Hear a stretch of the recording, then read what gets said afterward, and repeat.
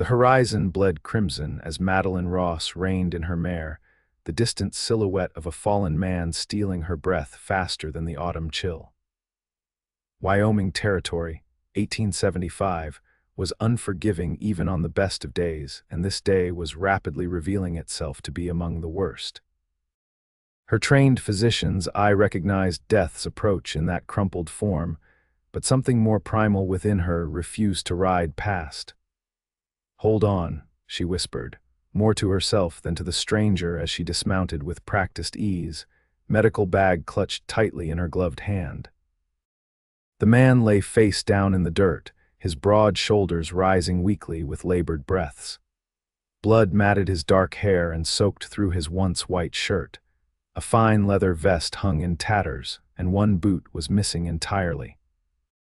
This was no ordinary drifter. His spurs and remaining boot were of quality craftsmanship. Madeline knelt beside him, her dark green riding skirt pooling around her knees. With gentle hands, she rolled him onto his back, wincing at the myriad of bruises coloring his swollen face. A deep gash ran across his forehead, and his lip was split in two places. His strong jawline was darkened with both stubble and bruising. His eyes fluttered open startlingly blue against his blood-streaked face, and locked onto hers with surprising clarity for a man so grievously injured. "I lost," he rasped, a bubble of blood forming at the corner of his mouth. Madeline's hands moved automatically to assess his wounds as she replied with quiet conviction, "You lived." The stranger's eyes closed again, and Madeline worked quickly, her medical training overcoming her natural fear of being alone with an unknown man miles from town. Her slender fingers probed his ribs, finding at least two broken. A deep knife wound in his side still seeped blood, but appeared to have missed vital organs. Someone had tried very hard to kill this man and nearly succeeded. Madeline Ross had not ridden 15 miles to collect herbs for her medical practice, only to watch a man die in the dirt. At 26, she had already seen enough death to last several lifetimes. "Sir," she spoke firmly, tapping his least bruised cheek, "I need to get you to shelter. Can you stand if I help you?" His eyes opened again, more unfocused this time.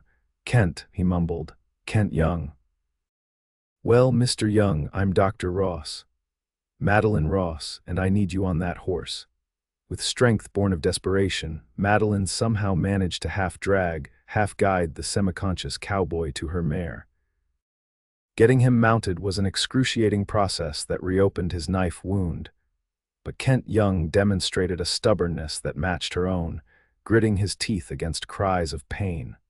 Madeline mounted behind him, reaching around his broad frame to grip the reins. His head lolled back against her shoulder as she nudged the horse toward the lined shack she knew lay a mile eastward. "Stay with me, Mr. Young," she commanded, feeling his blood seeping through her own clothing now. "We're almost there." The small one-room cabin appeared on the horizon like an answered prayer. It belonged to the Henderson Ranch, used only during spring roundup, but Madeline knew old Jim Henderson wouldn't begrudge its use to save a life. By the time they reached the shack, Kent Young was fully unconscious, his breathing shallow and his skin alarmingly cold beneath the Wyoming sun. Madeline had to let him slide from the horse, managing his descent as best she could before dragging him inside. The cabin was sparse but clean. A narrow cot, a small stove, a rough-hewn table with 2 chairs, and a shelf of basic supplies were all it offered. It would have to be enough for hours Madeline worked. She cleaned his wounds with water boiled on the stove, stitched the knife gash with the catgut from her medical bag, and bound his ribs with strips torn from her own petticoat. She forced herbal remedies between his lips and bathed his fevered brow when infection inevitably set in. Night fell, and still she worked. She fed the stove with the meager supply of wood, knowing that cold could kill him as surely as his wounds. When her hands shook with exhaustion, she finally allowed herself to sink into the single chair and watch her patient's chest rise and fall in the flickering light. "Who are you, Kent Young?" she whispered to the unconscious man. "And who tried to kill you?" Morning brought fog and the sound of Kent Young coughing weakly on the cot. Madeline, who had dozed in the uncomfortable chair, was instantly alert. "Water," he croaked, and she hurried to bring a cup to his cracked lips. "Slowly," she cautioned, supporting his head as he drank. His eyes, clearer now than the previous day, studied her face with undisguised confusion. "You're real," he said finally. "I thought you might be an angel." Despite herself, Madeline smiled. "No angel, Mr. Young, just a doctor who happened by. A woman doctor." His surprise was evident, but lacked the usual condescension she encountered. Harvard Medical School, class of '72, one of the first women they reluctantly admitted. She checked his pulse as she spoke. "Now, would you like to tell me why someone left you for dead 20 miles from any town?" Kent's face darkened and he tried to sit up, only to fall back with a groan of pain. "How long have I been here?" "Just overnight. You've been unconscious most of that time." He closed his eyes briefly. "I need to get to Laramie. There's still time." "The only place you're going is back to sleep," Madeline said firmly. "Unless you'd prefer to die, which would make my considerable efforts rather pointless." A ghost of a smile touched his lips. "You don't mince words, do you, Dr. Ross? In my experience, Mr. Young, directness saves lives." She checked his bandages, pleased to see less bleeding than before. "Now, I'll ask again who did this to you," Kent sighed, wincing at the pain it caused his ribs. "Men who work for Edward Blackland. I was carrying something they want. And what might that be?" He studied her face for a long moment, as if measuring her trustworthiness. "Deed papers, proof that he's been forging documents and stealing land from rightful owners. I was bringing them to the federal marshal in Laramie, and these papers are gone," he said grimly. "Blackland's men took them after they worked me over, but they missed something." With obvious effort, he reached for his remaining boot, which Madeline had placed beside the cot. "Inside the heel, there's a hidden compartment." Madeline took the boot, examining it carefully until she found the cleverly disguised seam in the heel. Inside was a folded paper sealed with wax. "This is why they tried to kill you?" she asked, holding up the paper. Kent nodded. "That's a signed confession from Blackland's former clerk. Without it, the other documents could be challenged as forgeries themselves. With it—" His voice trailed off as another coughing fit seized him. "With it, this Blackland can be brought to justice," Madeline finished, tucking the paper back into its hiding place. "But first, you need to heal." "There isn't time. The marshal leaves for Denver in 3 days. And you'll be dead before you reach town if you try to ride now," she countered. A tense silence fell between them, broken only by the soft popping of the fire in the stove. "Why are you helping me?" Kent asked finally. "You don't know me. I could be the criminal here." Madeline met his gaze steadily. "I'm a doctor. I don't need to know who deserves healing, I just provide it." She paused. "But for what it's worth, Mr. Young, criminals rarely get beaten half to death while carrying evidence against powerful men." For the first time, a genuine smile transformed Kent's battered face. "Fair point, Dr. Ross." He studied her more intently. "You're a long way from Harvard. What brings a woman doctor to Wyoming Territory?" Madeline busied herself preparing a fresh poultice. "The war," she said simply. "After serving as a nurse, watching so many die, I wanted to do more. Medicine was the answer, and out here no one cares much about your gender if you can stitch a wound or set a bone." "The war," Kent echoed. "I was there too, cavalry, 17th Illinois." "I was at Antietam," she offered quietly. "And Gettysburg." Their eyes met in shared understanding. No further words were needed about those dark days that had shaped them both. For 2 days, Madeline nursed Kent back from death's threshold. His fever broke on the second night, and by the third morning, he was able to sit up and take proper nourishment. The knife wound showed no signs of infection, and though his ribs would take weeks to fully heal, he insisted he could ride. "The marshal leaves tomorrow," he reminded her as she changed his bandages. "If I start today, I can make Laramie by nightfall." "And reopen every wound I've so carefully tended," she retorted, though with less conviction than before. She knew the stakes were high. Land rights affected entire families' futures. What if we compromise? Kent suggested. You've mentioned you need to return to town anyway. We could ride together. You could ensure I don't die along the way. Madeline considered this. Her patients in Silver Creek would be wondering about her extended absence, and her supplies were running low. Moreover, the idea of seeing this through, of ensuring Kent's evidence reached its destination, appealed to her sense of justice. Very well, she conceded. But we travel slowly, and you tell me immediately if your condition worsens. Kent agreed, and by midday they had tidied the line shack and mounted up Kent on Madeline's mare, and Madeline on a placid plow horse she'd found in the small corral behind the cabin, apparently left there between seasons. They rode southeast, following game trails rather than the main road. Kent explained that Blackland's men would be watching the obvious routes to Laramie. Tell me about this Blackland, Madeline requested as they picked their way through a stand of pines.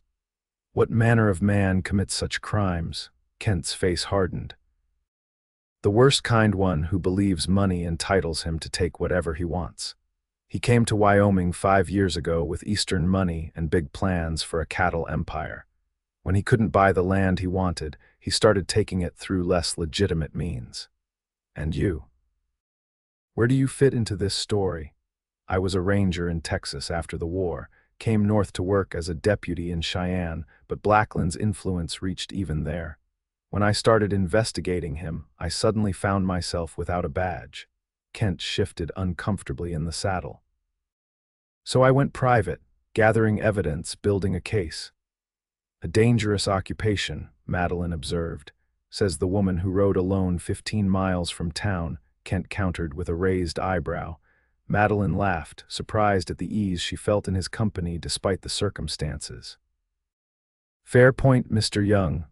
I think after saving my life and witnessing me at my worst, you might call me Kent. Then I'm Madeline, she replied with a small smile, though most folks in Silver Creek just call me Doc. Their journey continued through the afternoon, with Kent growing visibly weaker as the hours passed. His face had paled, and Madeline noticed him pressing his arm against his injured side. We should rest, she suggested as they approached a small creek. No time, Kent insisted, though his voice lacked conviction. A short rest will make for faster travel afterward, Madeline argued, already dismounting. And I need to check your bandages. Reluctantly, Kent allowed her to help him down from the horse. He leaned heavily against her as they walked to the creek bank, and Madeline felt a disconcerting awareness of his body against hers, the solid breadth of his chest, the warmth of him even through his borrowed shirt, one she'd found in the line shack. She settled him on a fallen log and knelt to examine his side. The wound had indeed reopened slightly, though not dangerously so. As she cleaned and rebandaged it, she felt his gaze on her face. You have steady hands, he remarked. Essential in my profession, she replied, trying to ignore the strange fluttering in her stomach. And kind eyes, he continued, his voice softer. Brown as chestnuts. I noticed them first thing when I woke on that cot. Madeline felt heat rise to her cheeks. Mr. Young, Kent, you're still recovering from serious injuries. Delirium is not uncommon. A smile played at his lips. I'm not delirious, Madeline, just observant. She finished bandaging in silence, unsettled by the warmth spreading through her at his words. It had been years since she'd allowed herself to think of a man as anything other than a patient or colleague. Her dedication to medicine had left little room for courtship, a fact that troubled her mother greatly, but had never particularly bothered Madeline herself until now, perhaps. They rested for an hour, sharing the jerky and hardtack Madeline had found in the line shack. Kent told her more about his investigation of Blackland, how the man had bribed officials, threatened homesteaders, and even arranged accidents for those who wouldn't sell their land. The worst was the Sullivan family, Kent said grimly. Father, mother, 3 children, their farm controlled access to the North Range. When they refused to sell, their barn mysteriously caught fire. Mr. Sullivan died trying to save their livestock. That's monstrous, Madeline whispered. That's why the evidence has to reach the marshal, Kent replied. Too many people have suffered already. As they prepared to continue their journey, the sound of approaching horses froze them both. Kent grabbed Madeline's arm, pulling her into the cover of nearby bushes and signaling for silence. 3 riders appeared along the creek, hard-faced men with guns visible on their hips. Kent's grip tightened on Madeline's arm as the riders stopped to water their horses. Any sign of him? One asked. Nothing, another replied. Blackland's offering $50 to whoever finds him dead or alive. He's probably crow food by now, after the beating Mac gave him, the third commented with a chuckle. Never seen a man take a knife to the ribs like that and keep standing. Still, we'd best keep looking. Blackland wants proof he's dead. The men remounted and continued downstream, unaware of the 2 people hiding just yards away. When they were gone, Madeline released the breath she'd been holding. They're still searching for you. Kent's face was grim. We need to change course. Head due east for a while, then cut south toward Laramie.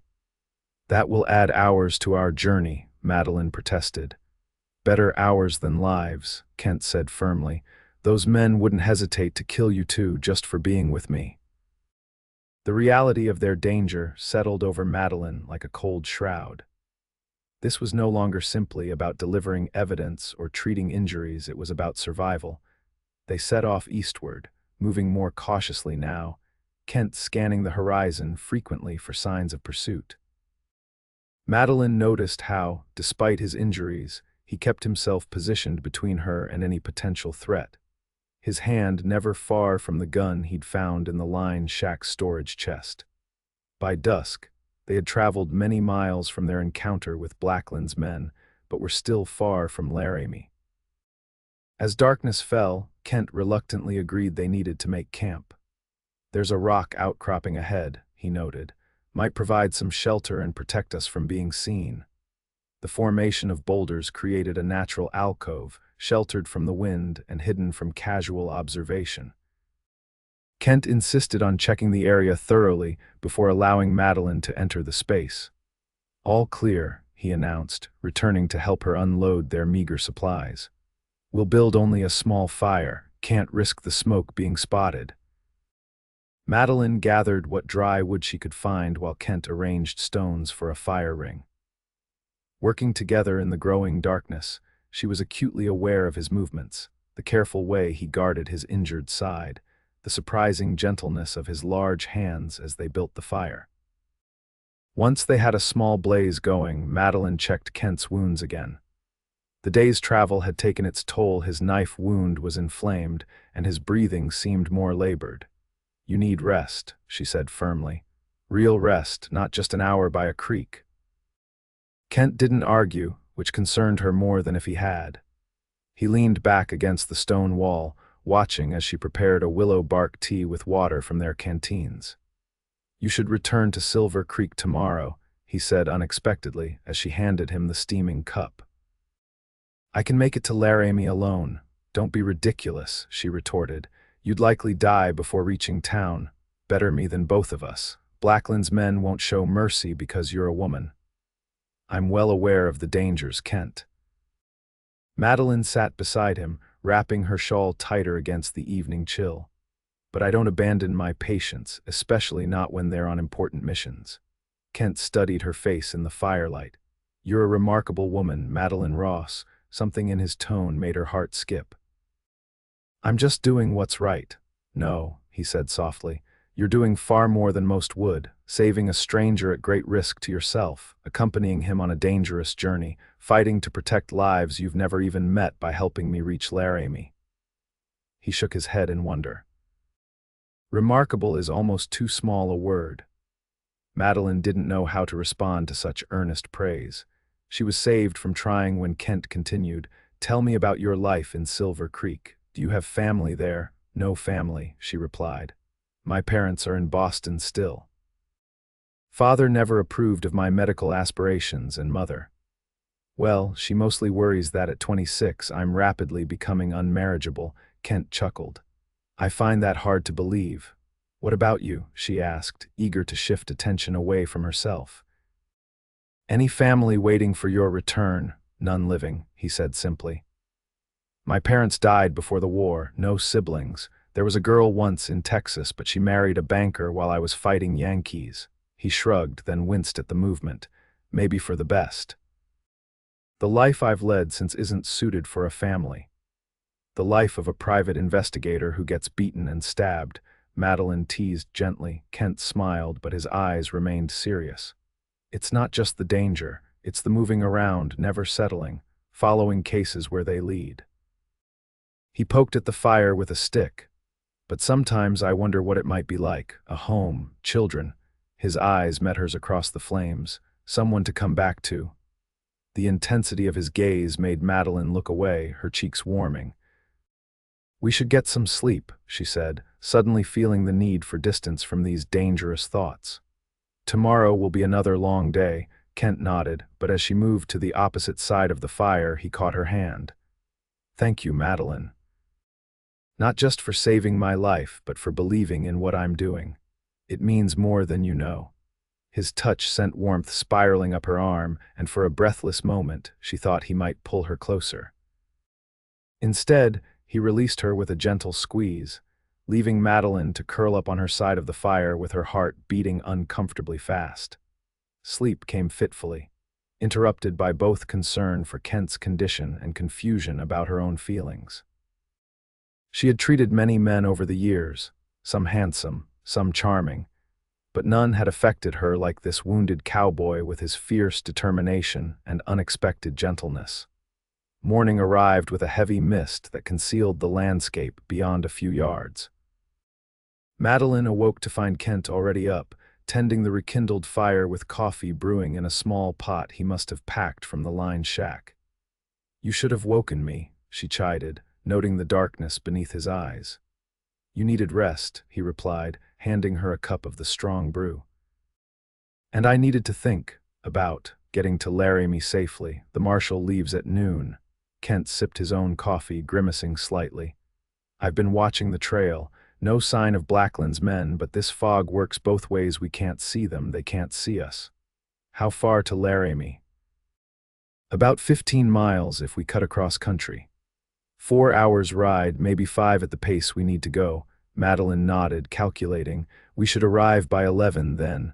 Kent looked at her curiously. You're still determined to come, of course. She set down her cup. Unless you truly wish me gone, something flashed in his eyes. No, he said quietly. I don't wish you gone at all. The simple words carried a weight that hung in the air between them, unaddressed but unmistakable. They packed quickly and set off, the fog gradually lifting as the morning sun strengthened.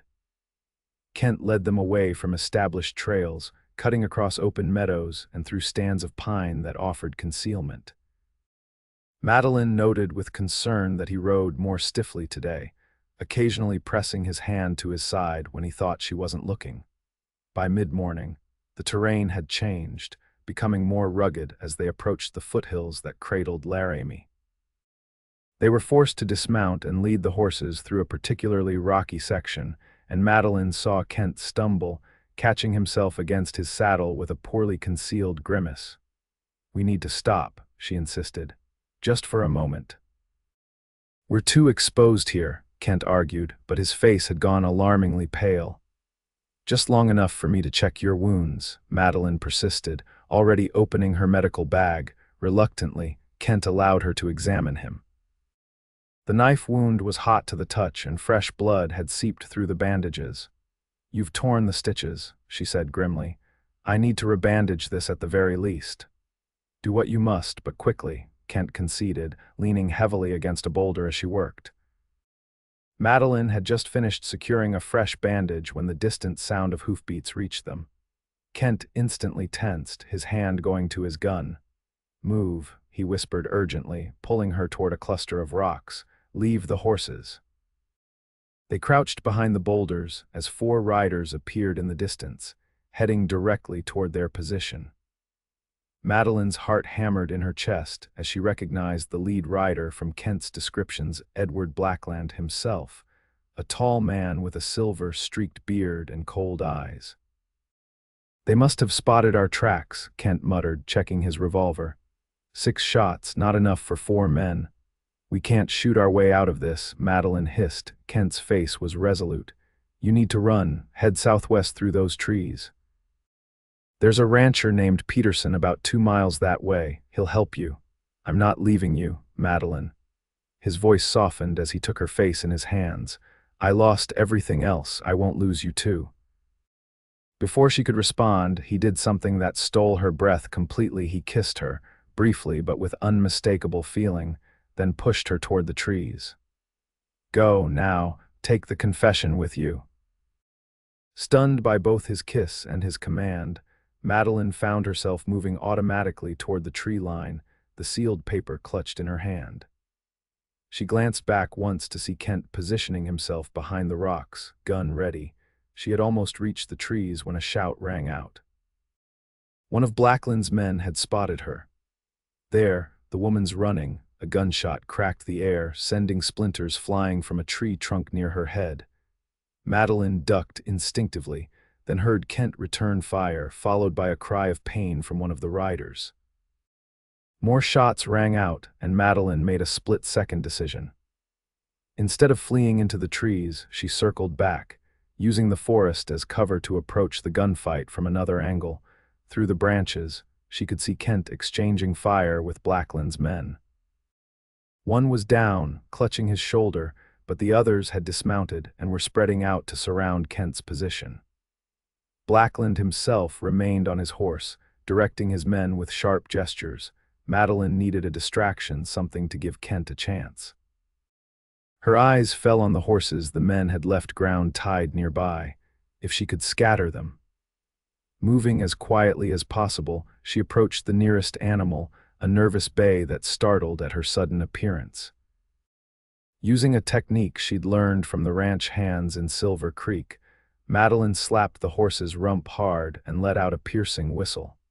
The effect was immediate.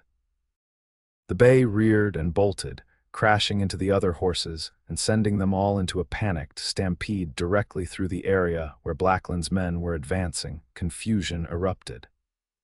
Blackland's own mount reared, nearly unseating him.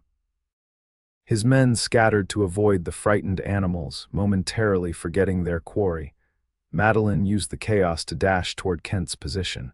He looked up in shock as she dropped beside him.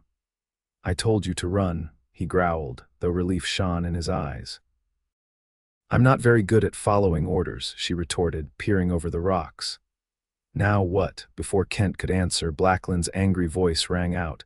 Young, I know you're there. Come out now or we burn out the whole mountainside. Kent's jaw tightened. He would too.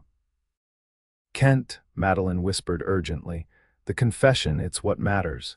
If we can get that to the marshal, a plan formed between them with just a few exchanged words. Madeline still had the confession tucked in her bodice.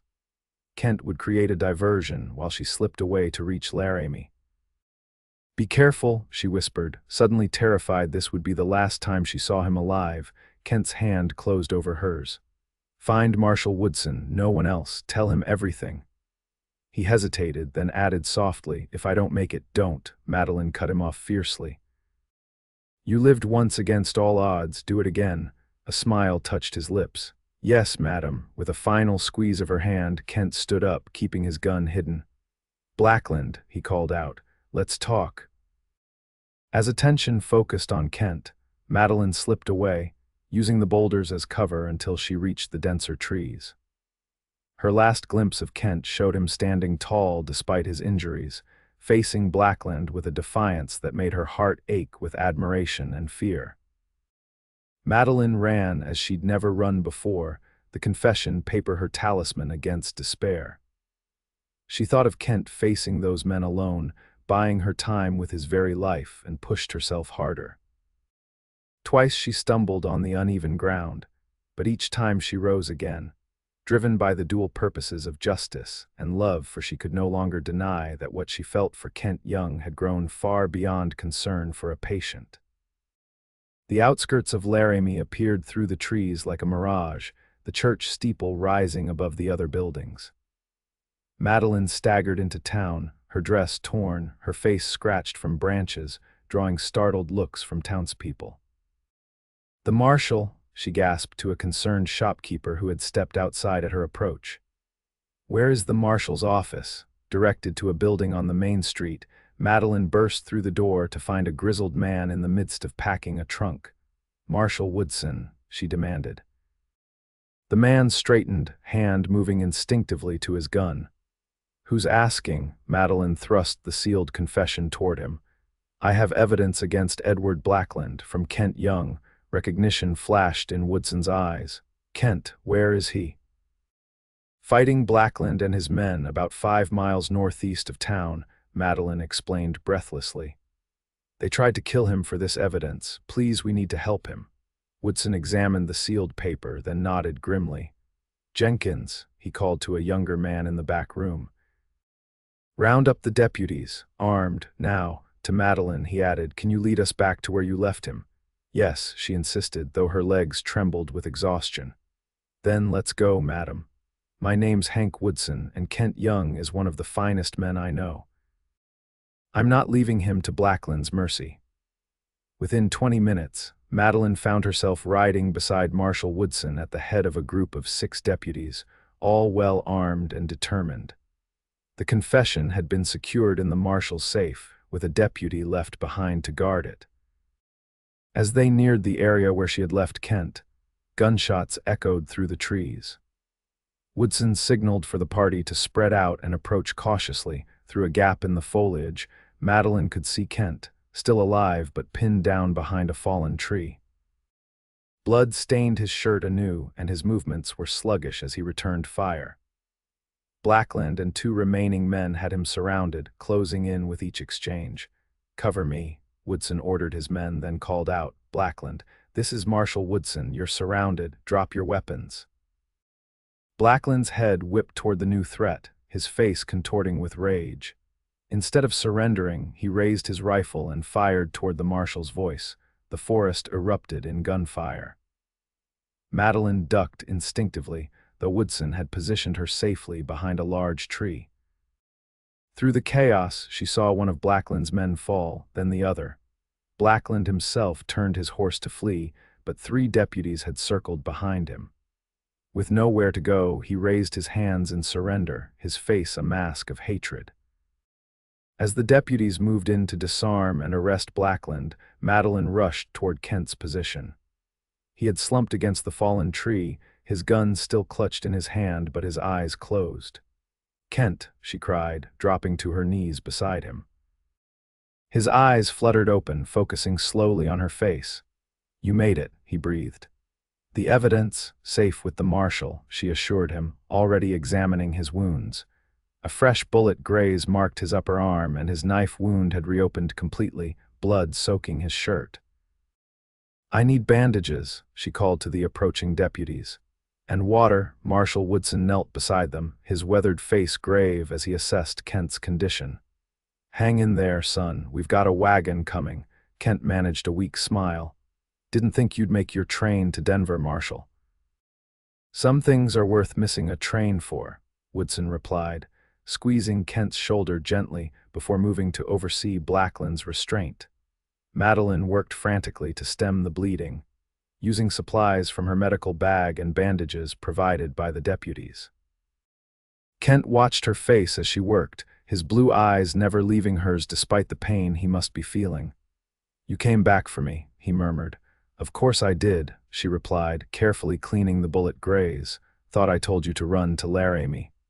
Madeline smiled despite her worry. "I did run to Laramie, I just came back afterward." Kent chuckled weakly, then winced. "Stubborn woman." "Fortunate for you," she countered, "since this stubborn woman is the only doctor present." His hand caught hers, stilling her movements. "Thank you, Madeline, for everything." The tenderness in his voice made her throat tighten. "Save your thanks for when you're fully healed, Mr. Young." "Is that a promise that you'll stay until then?" he asked, his eyes suddenly intent despite his weakened state. Before Madeline could answer, the promised wagon arrived. With careful movements, the deputies helped load Kent into the bed, which had been padded with blankets. Madeline climbed in beside him, refusing to be separated from her patient. As they jolted back toward Laramie, Kent drifted in and out of consciousness, but each time he woke, his eyes sought Madeline's, as if reassuring himself that she was still there. In town, Kent was installed in the doctor's office above the apothecary. The local physician, Dr. Bennett, readily deferred to Madeline's expertise after learning of her credentials and observing her skilled handling of Kent's wounds. He needs rest, clean bandages, and careful monitoring for infection, Madeline explained as they worked together to settle Kent in a recovery room. The knife wound is my greatest concern. I've heard of your work in Silver Creek, Dr. Bennett commented. They say you've the steadiest hands west of the Mississippi. I'm glad to have your assistance. For 3 days, Madeline barely left Kent's side, catching sleep in brief intervals on a cot in the corner of his room. The knife wound developed a minor infection, but with diligent care and strong medicines, they managed to contain it before it became life-threatening. By the 4th day, Kent was sitting up, taking solid food, and complaining about being confined to bed, all signs of recovery that delighted Madeline even as they tried her patience. If you tear those stitches again, she warned as he attempted to rise without assistance, I'll tie you to the bed frame myself. Kent's eyes twinkled mischievously. Is that a threat or a promise, Dr. Ross? Madeline felt her cheeks flush. Since their return to Laramie, their relationship had existed in a curious limbo. The kiss they had shared in what they thought might be their final moments together remained unacknowledged, yet an undeniable current ran between them, charged with meaning neither had found the courage to articulate. Marshal Woodson visited daily, bringing news of developments in Blackland's case. The confession, combined with other evidence the marshal had gathered, had been enough to hold Blackland for trial. His remaining men had scattered or been arrested, and the land he had stolen was being returned to its rightful owners. The Sullivan children will get their farm back, Woodson reported, satisfaction evident in his voice. And 3 other families, too. You did good work, Kent. We did good work, Kent corrected, his eyes finding Madeline's across the room. On the 7th day, Dr. Bennett declared Kent well enough to leave his bed for short periods. Madeline helped him to the window, where he stood looking out at the bustling main street of Laramie with evident satisfaction. It feels good, he said quietly, seeing life going on, knowing those families can return to their homes. It's what you fought for, Madeline replied, standing beside him. Kent turned to face her, his expression suddenly serious. I need to ask you something, Madeline, her heart quickened. Yes, Marshal Woodson has offered me a position. Deputy U.S. Marshal based here in Laramie. That's wonderful, she said sincerely. You deserve it after everything you've done. I'm considering taking it, he continued, watching her face carefully. It would mean settling in one place, building a life here. Madeline nodded, unsure where this was leading but acutely aware of the importance of the moment. Kent took her hand, his touch warm and surprisingly gentle for such a strong man. The thing is, I've grown rather accustomed to having a certain doctor around. I find I don't much like the idea of you returning to Silver Creek. Madeline's breath caught. Is that so? Dr. Bennett mentioned he's been looking for a partner. Someone to help with his practice, especially the women and children who sometimes find it difficult to discuss certain matters with a male doctor. He mentioned that to me as well, Madeline acknowledged, her pulse racing. Kent stepped closer, wincing only slightly at the movement. I know it's sudden. We've known each other barely 2 weeks, but those 2 weeks have contained more truth than some people find in years together. He lifted his free hand to touch her cheek softly. When I said I lost that day you found me, I meant everything, my evidence, my case, my purpose. But you were right when you said I lived, and now I find I want to truly live, Madeline, with purpose, with meaning. His blue eyes held hers intently. With you, if you'll consider it. Madeline felt tears prick her eyes. Are you proposing a professional arrangement, Mr. Young? Or something else? A smile curved his lips. I'm proposing we find out what might grow between us, Dr. Ross, starting with you staying in Laramie. The rest, well, I'm hoping that might develop naturally. Madeline thought of Silver Creek, of her small practice there. She had built a good life, an independent life that many women would envy, but something had been missing: connection, perhaps, the sense of shared purpose she had found with Kent. Dr. Bennett's practice is considerably larger than mine, she said thoughtfully. I could help many more people here. Hope brightened Kent's face. Is that a yes? I'll consider it, she replied, though her smile betrayed her inclination. I need to return to Silver Creek regardless, to settle my affairs and pack my belongings, if I decide to relocate to Laramie. Of course, Kent agreed quickly. I wouldn't expect anything else.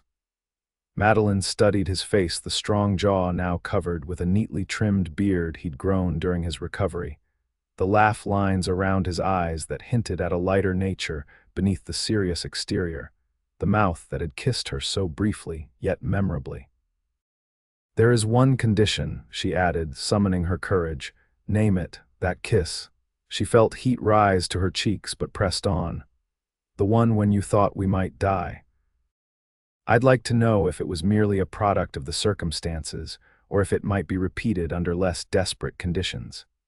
Kent's eyes darkened with an emotion that sent shivers down her spine. Without a word, he drew her closer, mindful of his healing wounds. One hand cradled her face while the other rested lightly at her waist. I've been wanting to repeat it since the moment it happened, he murmured, then lowered his mouth to hers. This kiss was nothing like the desperate, fleeting contact they had shared on the mountainside. This was slow, deliberate, a careful exploration that quickly deepened into something that left Madeline breathless and clinging to his shoulders. When they finally parted, Kent rested his forehead against hers. I think that answers your question, Dr. Ross. Madeline laughed softly, joy bubbling up inside her like a spring. It does indeed, Deputy Young. 2 weeks later, Madeline stood on the platform of the Silver Creek station, watching as her trunks and medical equipment were loaded onto the train bound for Laramie. The town had given her a farewell dinner the previous evening, where many patients had expressed their gratitude and sadness at her departure, though all understood her decision to join a larger practice. What they didn't yet know, what only Madeline herself was certain of, was that her future in Laramie would involve more than a medical partnership with Dr. Bennett. The letters she had exchanged with Kent during their 2-week separation had only deepened her certainty that what had begun in crisis had blossomed into something rare and precious. As the train whistle blew, signaling the final boarding call, Madeline took one last look at the town that had been her home for 3 years. Then, with her head held high and her heart full of anticipation, she boarded the train to begin her new life. Kent was waiting at the Laramie station, his tall figure easy to spot among the crowd. Though still moving carefully due to his healing ribs, he looked stronger than when she had left him, his face tanned from the hours he had begun spending outdoors as he eased back into work. The moment he saw her, his face lit with a smile that made Madeline's heart skip. He strode toward her, ignoring the curious glances of townspeople who had heard rumors about the new deputy and the woman doctor. "Welcome home," he said simply, taking her hands in his. Madeline looked up at him, seeing all the promise of their future in his clear blue eyes. "Home," she repeated, testing the word and finding it fit perfectly. "Yes, I believe it is." 6 months later, on a clear spring morning, Madeline Ross became Madeline Young in a simple ceremony at the Laramie church, with Marshal Woodson giving the bride away and Dr. Bennett serving as best man. The Sullivan children, now restored to their family farm, scattered wildflower petals along the aisle. As they exchanged vows, Madeline thought of that fateful day when she had found a beaten man on the trail and heard him whisper, "I lost." How wrong he had been. In finding each other, they had both gained more than either had imagined possible. Their life together unfolded with the rhythms of the growing town.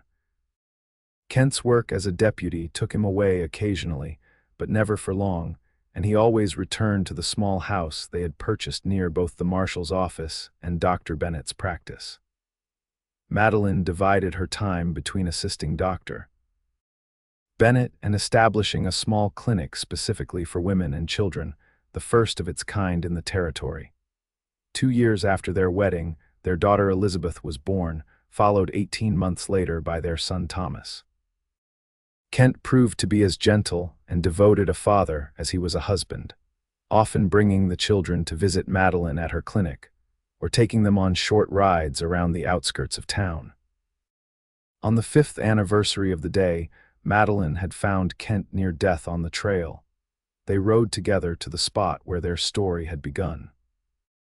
The landscape had changed little, the same sweeping vistas, the same distant mountains, the same wild beauty that defined the territory they both now called home without reservation. Kent dismounted first, then helped Madeline down from her horse. They stood together, looking out over the land that had nearly claimed his life, and instead had given them both a new beginning.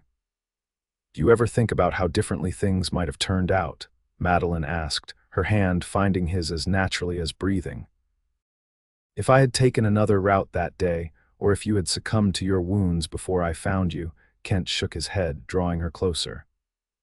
"I prefer to think about how things did turn out, how you found me when I was at my lowest, how you believed in me enough to risk everything."